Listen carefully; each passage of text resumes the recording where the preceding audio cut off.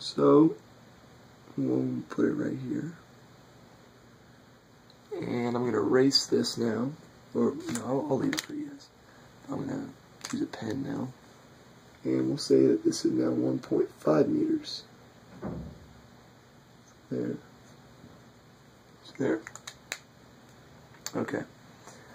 So, let me draw a little bit bigger picture here so you guys can see. This is the cross section here at point C, okay? So, looking at this rod, we're going to have a reaction, alright? We're going to have 3 reactions because this is a two-dimensional problem. There's going to be 3 reactions. We're going to have a reaction, it's going to be our shear reaction. We'll label that V. It's going to be our normal reaction, Fn. And this is the reaction normal to the plane of the cross section, and this is going parallel to the plane of the cross section. Okay, now we're also going to have a moment here, and we don't know which way this moment is going. It's going to be a reacting moment, but we do know that it's going to be there, so we're going to label that moment there.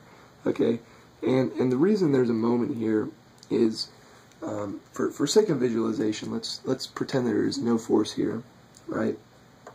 And this rod is being pushed upward. Okay, imagine this pencil is the rod. We're going to be pushing this rod with 366 newtons on the far left side of the rod. Look what is happening to the rod, the pencil. The pencil's going to rotate, right? But we know that it's in equilibrium. So this force is going to be resisted by a moment here, which is just an opposing force. Okay, so we're going to have 2 forces acting on the end at equilibrium. Now for a second, let's put this force back in here. We have 600 newtons. This moment at the end here doesn't go away. It's going to be an opposing force. It's just going to change the magnitude of the moment here. This force is just going to change the magnitude of the moment. Okay, so let's go ahead and calculate now the forces acting on at point C, because that's what we're looking for here. Okay, so we'll start one here. We'll do support reactions. Alright, if you guessed support reactions, you were right. So we're going to take the sum of the forces in the x and set them equal to 0. And the reason we're doing this once again is because we know the body, or the member, in this case, is in equilibrium. Okay? So, sum of the forces in the x is 0, right? So, which forces are acting in the x direction? Well, we know force normal is acting in the x, and that's the only one. So, we can say that force normal is 0. So now let's go force in the y direction. Set that equal to 0. And we'll sum them up. That's equal to 366.67 newtons minus 600 newtons and minus shear. Now, in this case, the shear is going to be negative, which means that it's going to be opposite of the drawing that we represented shear with. So let's go ahead and finish that calculation. So we're going to get, let's see here, bring the calculator in. It's going to be like 233.33, I think, just to double check. So 600 minus 36.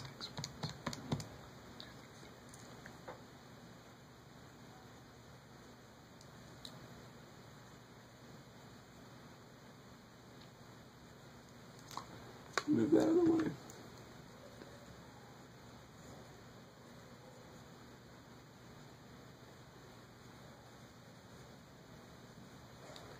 And once again, this negative only indicates that our picture was wrong and that in reality The shear is northward.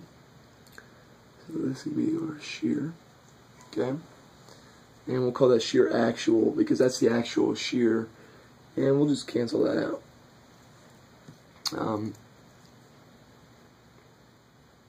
That is my own little notation there. You won't see that in your textbook.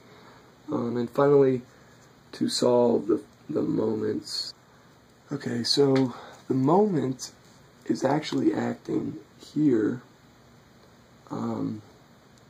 It's not in the plane of the cross section here. It's actually, if you think of the member like this, okay, this is the XY plane. Let's call this point Z, okay. The moment really is acting from the end of this rod, and it's pushing the rod into rotation around point Z, more as rotating the rod, counteracting this Y force here. Okay, because that's really what the moment here is doing. That's what that is. Moment about point C. Okay, so sorry, that was my mistake. We're kind of working through this together here. So this is the moment about point C. And once again, it's acting in opposition.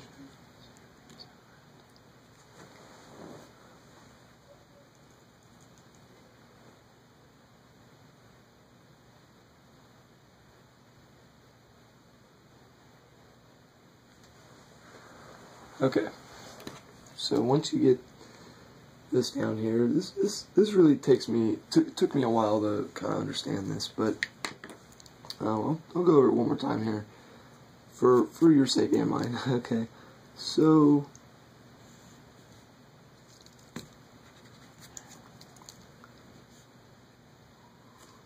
this is our cross section. Let's pretend that this for just a moment that this isn't a rod, but it's a beam. Okay, so we have a beam. Alright. And this beam is at fixed support here. And the beam actually extends out like so. Okay, but we're going to cut the beam right here. Okay. And let's say there's a load out here at like 1,000 newtons. Okay. So we know that there's going to be a reaction here, almost 1,000 newtons. But when we cut the member, we have, once again, three forces. We have a shear force here, and a normal force here. And let's look at the moment. Where do you think the moment is occurring, or which direction? And really, the moment is opposing that force Y here. So if the beam is going to rotate like my pencil this way from the Y force, the moment is going to react this way at the cross section. Or not at the cross section, but at the cut section. So it's going to be like that. Okay, we'll call that the moment, and we'll call that point C. We'll call it moment about point C. Okay, now going back to our problem. I apologize, this is slightly confusing, but we're working through it together. So the moment about point C is equal to 0 because the member is in equilibrium.